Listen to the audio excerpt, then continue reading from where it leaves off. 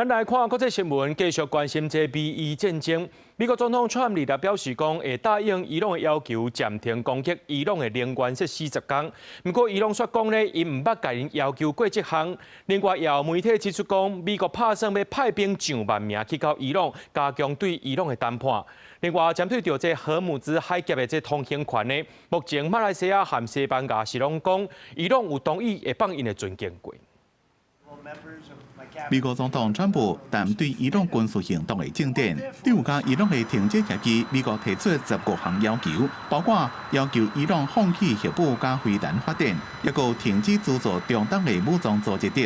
伫咧协调的人士讲，伊朗官员愿意协商，不过也无做正式的决定。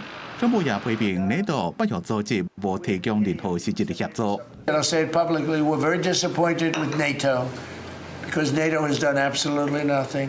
I said 25 years ago that NATO's a paper tiger, but more importantly, that we'll come to their rescue, but they will never come to ours.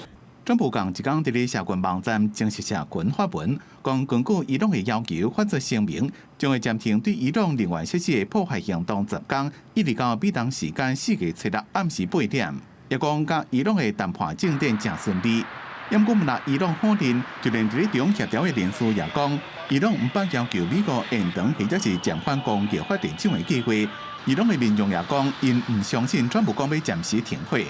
اینم باز میگم بازی رسانه‌ایش که میخواد حالا یه مقدار تشتتی تو بین مردم و مسئولین ایجاد کنه یه شک و شبهه‌ای و هم کار خودش رو انجام بده کار اصلی خودش اون برنامه‌ای که داره رو میخواد انجام بده و میگم خیلی نمیشه به حرفاش اعتماد کرد. 华尔街日报引用美国国防部官员的消息讲，川普为了要增加攻击伊朗的力量，征派包括步兵加武装车、上万的地面部队去中东，可能会自首地会让攻击伊朗加重要石油输出据点哈格岛的范围。这场中东乱局已经连续27天，对伊朗进行讲会有条件开放荷姆斯海峡。川普讲，伊朗即马就要放包括巴基斯坦籍在内10台油轮通过荷姆斯，因认为这是伊朗要甲美国谈判展现善意所送的礼物。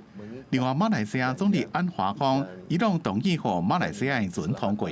Saya ambil kesempatan juga ucapkan terima kasih kepada Presiden Iran kerana awal memberi laluan dan sekarang kita dalam proses untuk melepaskan. 因为伊朗驻西班牙大使馆伫同一天伫社群网站 X 发声明，讲因为西班牙尊重国际法，愿意接受西班牙任何关乎通过荷姆斯海峡的请求，这也是伊朗第一遍对欧盟成员国家做出让步。公司新闻，但是董平晓。